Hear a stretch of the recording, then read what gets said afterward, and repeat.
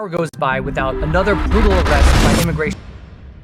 Federal agents using force to take people into custody. Airplanes were in their offices. Secretaries. And customs enforcement. Arizona demonstrators.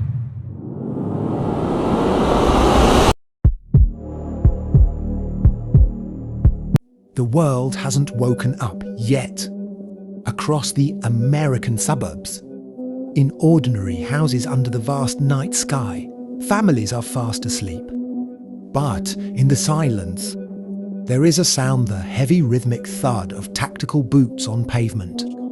Black SUVs, lights off. Men in dark tactical gear. On their chests, 3 letters are printed in bold, white ink. ICE. Police. Open up. A voice shatters the silence. When the door swings open, peace vanishes. Children scream. Mothers plead. Within seconds, a father is in handcuffs, led away to a waiting vehicle. For his family, this might be the last time they ever see him. This isn't a scene from a movie. This is the daily operation of US immigration and customs enforcement. This is ICE. Today, we go behind the curtain. How did this agency become the most feared force in America? How did an agency born from the ashes of 9/11s go? From hunting terrorists to hunting undocumented dishwashers. From secret surveillance, networks to the reality inside. Detention centers, we examine it all. Are you ready? This is ICE Hunters. ICE was not born in a vacuum. Its story begins on September 11th, 2001, as the Twin Towers fell. America entered a state of shock it had never known. Washington asked one critical question. How did these terrorists slip through our borders? The answer was perceived as a failure of immigration control. In 2003, as part of the largest government reorganization in US history, the Department of Homeland Security was created. ICE was forged as its primary combat arm. Initially, the mission was clear: hunt terrorists, drug kingpins and arms traffickers. Its motto was to remove the bad guys. But over the decades, the mission drifted, budgeted with billions of dollars. ICE became a massive governmental machine with its own intelligence tools, its own fleet of aircraft, and its own private prisons. Today, it is divided into 2 main branches: ERO enforcement and removal operations. The branch that physically arrests and deports individuals, and HSI Homeland Security Investigations, which handles transnational crimes. But it is the ERO branch that sparks the most controversy. They are the ones knocking on doors. But does ICE have the authority to hunt anyone? What does the law really say? We are about to look at the tactics that many critics call Gestapo-like, and how they are executed on American soil. Can an undocumented immigrant truly hide in America? According to ICE, the answer is no. The agency utilizes technology that surpasses almost any local police department. Their first weapon is the information web. If a person commits a traffic violation, visits a hospital, or even fills out a form to pay for electricity, ICE can gain access to that data. Private tech companies sell location data and phone numbers to the agency.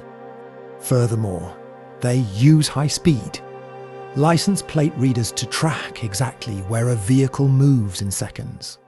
Beyond that, they employ facial recognition. Cameras mounted in public spaces scan faces and match them against massive databases. Once you are identified, the operation begins. ICE agents often conduct weeks of surveillance before a raid. They know when you leave for work, which school you drop your kids off at. They know everything. The hunt is digital long before it is physical. The hunt is over. Immigrants are handcuffed and loaded into black vans. So next stop, the ICE detention centres. They are called centres by the government, but in reality, they are maximum security prisons. ICE operates hundreds of these facilities across the country. Many are run by private, for-profit corporations. This means that for ICE, arresting an immigrant is big business. Every time a person is detained, private companies collect money from the government. This is where humanity and profit collide. Journalists, who have managed to peek inside these facilities, have reported chilling conditions. The healers or the iceboxes, rooms kept at freezing temperatures. Immigrants huddled under aluminum foil blankets on concrete floors, with little to no medical care. This reached a peak with the zero-tolerance policy, where children were torn from their parents' arms. It is a dark chapter that revealed the coldest face of the agency. When the time in detention ends, the final order is issued: deportation. For some, this is a death sentence. Returning to their home country might mean facing gang violence, extreme poverty, or death. ICE has its own airline, ICE Air. Thousands are loaded onto these planes every week and flown to Central America, Africa, and Asia. Today, ICE is the greatest point of contention in American politics.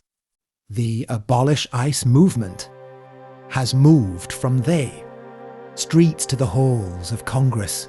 Critics argue the agency has too much power and too little oversight. On the other side, millions argue that without ICE, borders would be open and national security would collapse. This documentary isn't just about an agency. It's about the conflict within the American soul. The land of the free is currently at war with itself over its own borders. Even tonight, in quiet cities, black SUVs are moving slowly. Whose door will be next? Thank you for watching. This is ICE, Hunters of the Shadows.